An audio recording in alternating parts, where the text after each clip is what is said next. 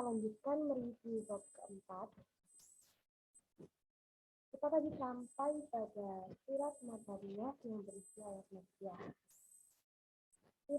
Surah yang memuat ayat-ayat yang kebanyakan berbasis Madaniyah, tetapi di dalamnya juga memuat ayat-ayat Makkiyah atau ada perbedaan tentang status tersebut.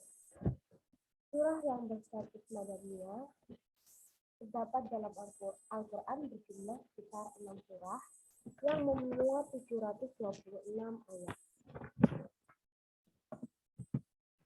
Lalu kita lanjut pada cara mengenali ayat surat Makkiyah dan Madaniyah. Terdapat dua cara, yaitu dengan cara simai dan qiyasi. Apa sih simai dan qiyasi itu? Simai adalah pengetahuan ayat dan surat Makkiyah dan Madaniyah yang diperoleh berdasarkan riwayat. Sedangkan qiyasi adalah pengetahuan ayat dan surah Makkiyah dan Madaniyah berdasarkan kriteria yang menonjol, antara lain melalui ciri sifatnya, kandungannya, redaksi, dan uslubnya, serta lain sebagainya. Lalu, faedah mengetahui ayat atau surah Makkiyah dan Madaniyah secara umum adalah agar kita mengerti perbedaan uslub-uslub atau gaya bahasa dan stylisasi Al-Quran. Lalu kita juga dapat mengetahui dialektika Al-Quran dengan masyarakatnya dalam transformasi dari konstruksi ideologi masyarakat baru dalam sinaran wahyu ilahi. Lalu kita juga dapat mudah mengenali ayat atau surah yang turun lebih dahulu dan yang belakangan, dan mudah mengenali ayat atau surah hukum atau bacaannya yang telah mungkin dinas atau diganti, dan ayat dan surahnya itu menas. Lalu kita juga dapat mengetahui prinsip-prinsip umum atau kuli dari isi ayat surat Makkiyah dan prinsip-prinsip khusus atau biasa disebut dengan sisi, yaitu dari isi ayat-ayat atau surat-surat Madaniyah. Lalu kita juga dapat mengetahui sejarah pembentukan dan penerapan hukum Islam atau tarik tafsir yang amat bijak dalam menetapkan hukumnya berdasarkan sistem sosial masyarakatnya. Lalu ada juga mengetahui hikmah ditetapkan dan diterapkannya suatu hukum hikmah al-tasrif. Dengan demikian, kita dapat mengetahui tujuan dan cara penetapan serta pelaksanaan hukum Islam atas pertimbangan sosio-kulturnya. Lalu kita juga dapat mengetahui teknik dan tahapan dakwah Islamiyah serta sistem dan pola pendidikan Al-Quran yang disesuaikan dengan taraf berpikir, komunikasi, dan budaya masyarakatnya. Kita juga dapat mengetahui situasi dan kondisi masyarakat kota Makkah dan Madinah pada saat Al-Quran diturunkan. Dan kita akan dapat menambah keimanan seseorang terdapat kebenaran, kewahyuan Al-Quran, dan keaslian Al-Quran. Sebagai penutup, saya akan menjelaskan sedikit. Studi Makkiyah dan Madaniyah itu menghasilkan pengetahuan tentang ayat-ayat yang masuk kategori Makkiyah yang bersifat umum dan membangun prinsip-prinsip umum, yaitu universal dan kuliah, yang turun lebih dahulu daripada ayat-ayat yang masuk kategori Madaniyah yang bersifat risalah dan membangun prinsip-prinsip khusus, yaitu partikular dan khusus. Yang review bab 4, mari kita lanjutkan pada bab 5.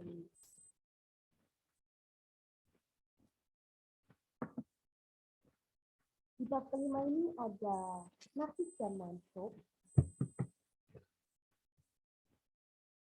Secara etimologi, nasib mansub memiliki arti yang paling relevan itu at-tanghir wa al-ibtal wa iqamah asya'i makamahu, yang berarti mengganti atau menukar.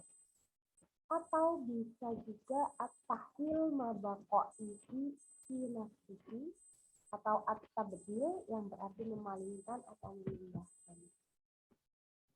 Secara terminologi, nasib ini berarti menggantikan hukum syarok dengan memakai dalil syarok dengan adanya tenggang waktu dengan catatan kalau sekiranya tidak ada nasib, tentulah hukum yang pertama akan tetap berlaku.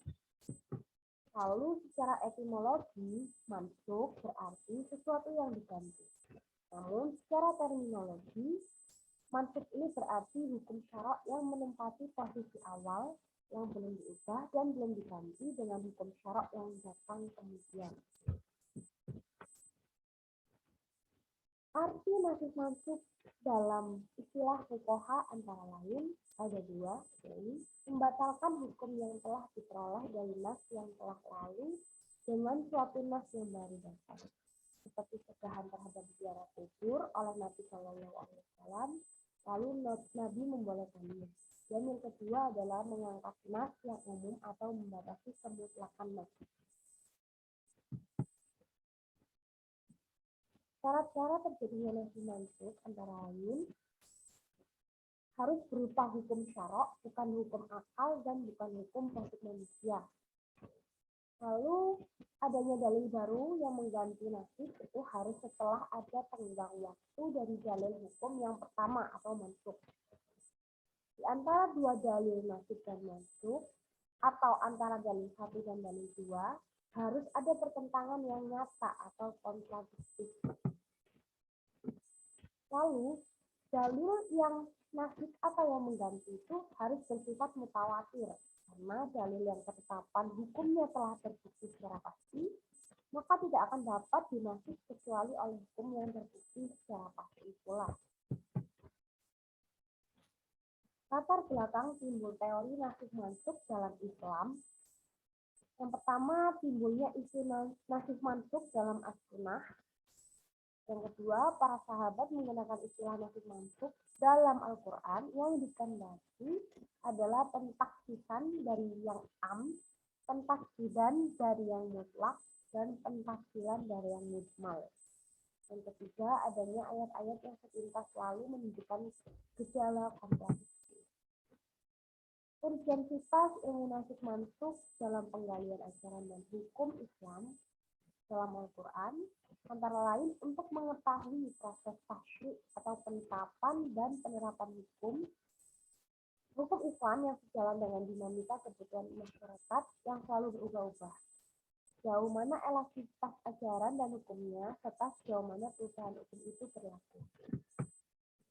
Lalu untuk menelusuri tujuan ajaran dan ilat hukum, karena alasan ditetapkannya suatu hukum, sehingga suatu hukum dan ajarannya itu boleh diberlakukan secara longgar atau biasa disebut dengan rukhsah dan ketat, bagaimana hukum asalnya yang bisa disebut dengan akjimah, sesuai kondisi yang mengitarinya atas dasar tujuan ajaran dan ilat hukum tersebut.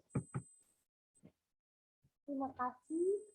Ini adalah akhir review bab 1 sampai 5. Mohon maaf jika ada salah kata atau kekurangan atau yang belum puas, belum 100% dipahami atau yang saya pahami. Terima kasih. Assalamualaikum warahmatullahi wabarakatuh.